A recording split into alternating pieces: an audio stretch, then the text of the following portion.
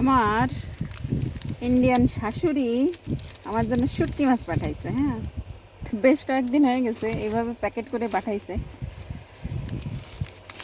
তো তার গাছের কারি পাত্তা দিয়ে আমি আর খুলি নাই, সেইভাবে রেখে দিয়েছি ফ্রিজে। আজকে একটু পাকানোর মন চাইছে, এখন খুলে দেখি এর মধ্যে কারি পাত্তা। চিংড়ি শুটকিও পাঠাইছিল, তার মধ্যেও কারি পাত্তা ছিল। আমি বলছি মানে এমনিই পাঠাইছে। এখন আজকে আমি জিজ্ঞেস করতেছি একটু আগে যে এত কারি পাত্তা দিছে কারণ গন্ধেও যেন না বেরোয়। এই হাই কেমনে ভিডিও করি, একটু খুলে নি। বলতেছে গন্ধ যেন না বেরোয় এই জন্য কারি পাত্তা দিয়ে তারপরে প্যাকেট করে দিছে।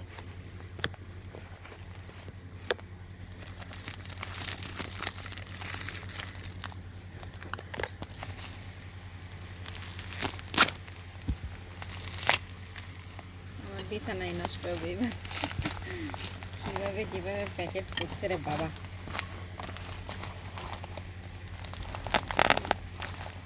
এটা ভালো সিস্টেম।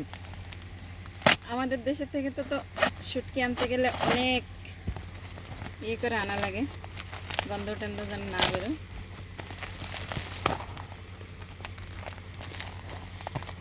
এইটাও একেবারে মোড়াইছে সেইভাবে, আমার হাতটা না কাটে। আরে আগে যদি জানতাম কারি পাত্তাগুলো নষ্ট হতো না।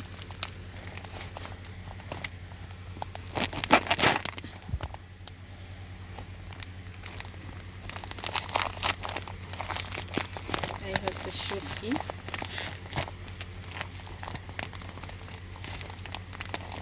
কি শুটকি এগুলো?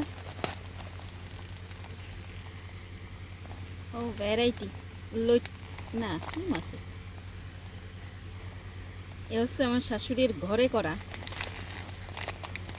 বাসায় শুটকি করছে সেগুলো। ওদের বাসা তো সমুদ্রের পাড়ে, ওখান থেকে মাছ, ফ্রেশ মাছ নেয়, কেনে আবার ধরেও।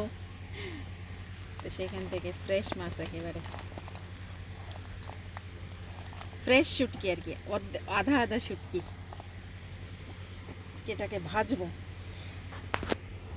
এই যে শুটকির অবস্থা, একেবারে ধুয়ে টুয়ে শুটকি বানানো। লইট্টা মাছ আছে, আরও কি মাছ জানো? হ্যাঁ, সে যাই হোক, যে মাছই হোক।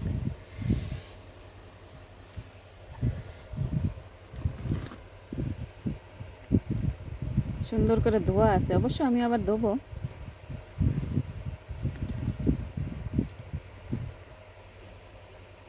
ছোট মাছও আছে, এই যে আমাদের দেশে যেটা আমরা বলি মায়া চেলা।